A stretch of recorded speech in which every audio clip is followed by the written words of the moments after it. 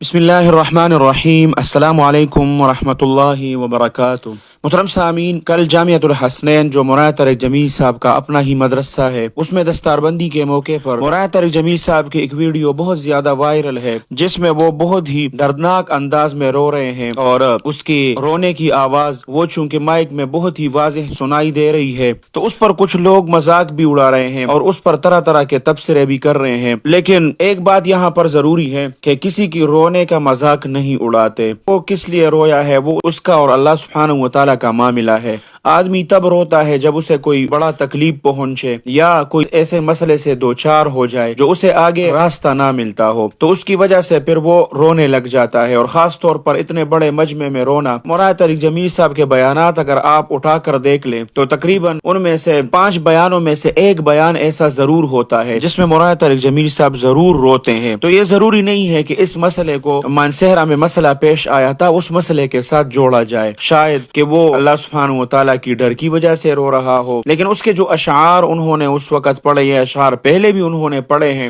اور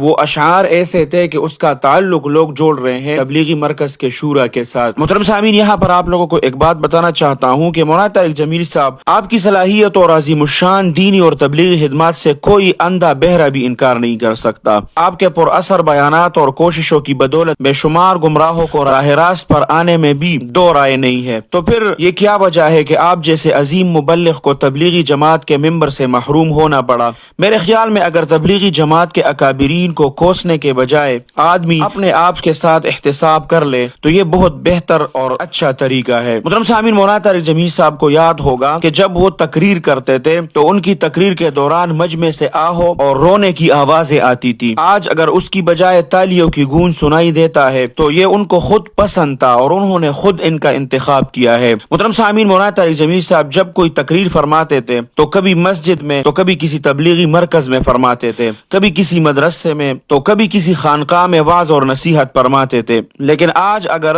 آپ ان کے بیانات کو اٹھا کر دیکھیں تو کسی ٹی وی چینل کے اسٹوڈیو میں یا کسی پوڈ کاسٹ میں یا کسی 5 اسٹار ہوٹل میں یا دشمنان صحابہ کے کسی امام باڑے میں اور کیمروں کے سامنے تقریر کر رہے ہوتے ہیں، اس پر ہمارا کوئی اعتراض نہیں ہے۔ یہ مولانا طارق جمیل صاحب نے خود پسند کیا ہے اور ان کا خود اپنا ہی انتخاب ہے۔ لیکن جو لوگ ان کا مذاق اڑا رہے ہیں اور اس کے رونے کا مذاق اڑا رہے ہیں، اس پر میمز بنا رہے ہیں، یہ مناسب نہیں ہے، کیونکہ ہر کسی کا رونا دکھاوا نہیں ہوتا۔ کچھ لوگ کرتے ہیں، لیکن مولانا طارق جمیل صاحب کے ہر 5 بیانات کو اگر آپ لوگ اٹھا کر دیکھ لیں ان میں سے ضرور ایک میں رونا ہوتا ہے۔ محترم سامعین، آخر میں ایک بات یہ بھی آپ لوگوں کو بتانا چاہتا ہوں، مولانا طارق جمیل صاحب کو تبلیغ اکابرین میں سے کسی نے کوئی نقصان نہیں پہنچایا۔ اگر وہ اس مسئلے پر رو رہے ہیں جو مولانا طارق جمیل صاحب اور تبلیغ اکابرین کے درمیان آیا ہے تو اس میں اتنا پریشان ہونے کی کوئی بات نہیں ہے۔ اگر کوئی کہتا ہے کہ آپ پر تبلیغی جماعت کے دروازے بند کر دیے گئے ہیں یا آپ کو تبلیغی جماعت سے نکال دیا گیا ہے، تو یہ آپ بھی جانتے ہیں اور ہر کوئی جانتا ہے کہ ایسا ممکن ہی نہیں ہے۔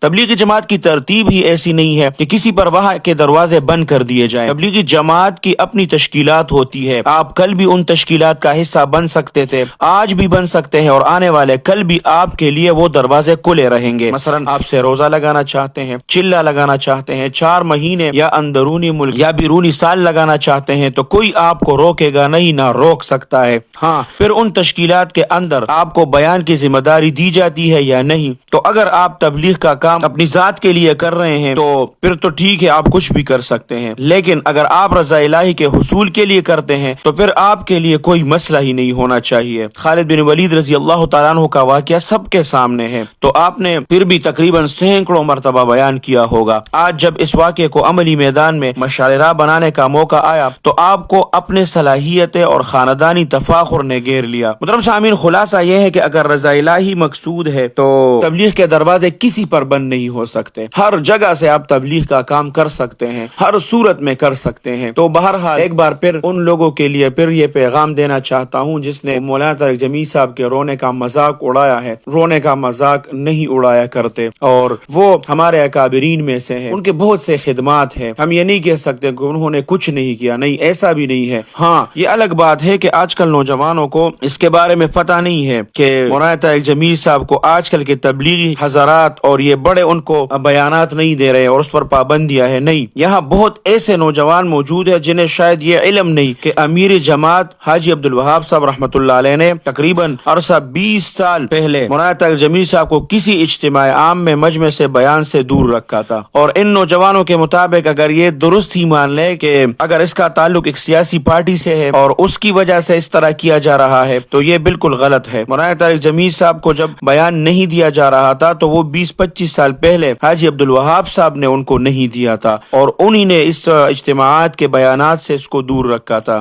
اللہ سبحانہ و تعالی ہمارے اکابرین کا سایہ ہمارے سروں پر تادیر قائم اور دائم رکھے۔ اللہ سبحانہ و تعالی دعوت و تبلیغ کے اس محنت کو جاری اور ساری رکھے، اور اللہ سبحانہ و تعالی ان تمام جتنے بھی جماعت کے ساتھی دنیا کے کونے کونے میں جس جگہ پر بھی دعوت و تبلیغ کا کام کر رہے ہیں، اللہ سبحانہ و تعالی ان کی حفاظت فرمائے۔ اللہ سبحانہ و تعالی آپ سب کو اپنے حفظ اور امان میں رکھے، اپنے خصوصی دعاؤں میں یاد رکھے۔ السلام علیکم ورحمۃ اللہ وبرکاتہ۔ جاء الحق وزهق الباطل إن الباطل كان زهوقا